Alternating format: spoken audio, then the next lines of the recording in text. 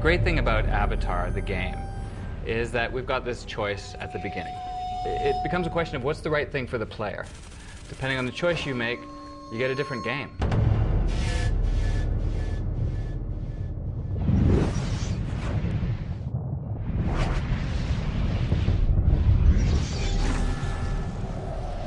The choices you have to make are often challenging. You really want to do the right thing for the right reasons, and as you become more familiar with your character, his own redemption is sort of at stake. When Ubisoft came to us, they came to us not speaking about technology.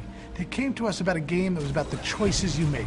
The choices you make in the game affect the world around you and your play around you, and that's really exactly what the movie's about. You can play the game as an RDA trooper, or you can play the game as an avatar. You have two choices. So there are no good guys and bad guys. And it's a question of, what's the right thing to do? It has to do with perception. If you're told to expect something, that's what you're going to see. So you have to see beyond that. So one of the themes of the film is this idea of changing perception, changing the way you view other people, other cultures, and this environment. So, Pandora is kind of a metaphor for that. The players are presented with the same overall dilemma that the main characters in the movie are presented with. On one side you have the technology, the RDA that came to Pandora to harvest. From an RDA perspective, they're just trying to do a job to get stuff back to Earth. Fighting for the RDA is what every gamer is expecting. Big weapons, a lot of explosions, big vehicles. It's all about your technology. You rely heavily on the gadgets you have, the hardware, the military firepower. You have a variety of weapons to choose from, as well as a small arsenal of vehicles. And then there's the Na'vi. The Na'vi are the indigenous people on Pandora who've lived there for thousands and thousands of years, living in perfect harmony with the world until the humans arrive. As an avatar, you're going to discover the life, the culture of the Na'vi, and you're going to find actually a reason to fight for.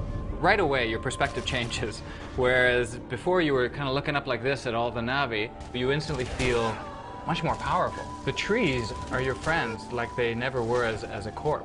Fighting in your avatar body will have a completely different pace. It'll be more around melee combat. It'll be more about evaluating the situation and being a little bit more strategic about going in. It's an entirely different set of missions. It fits in with the overall story arc, but it's a very different perspective. You're a 10-foot tall soldier.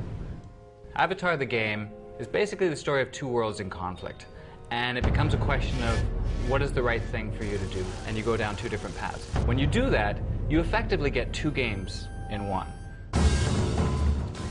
You've got great kick-butt military hardware. This is good old-fashioned chemical-powered projectile weapons that throw a lot of brass and make a lot of noise and have a lot of recoil.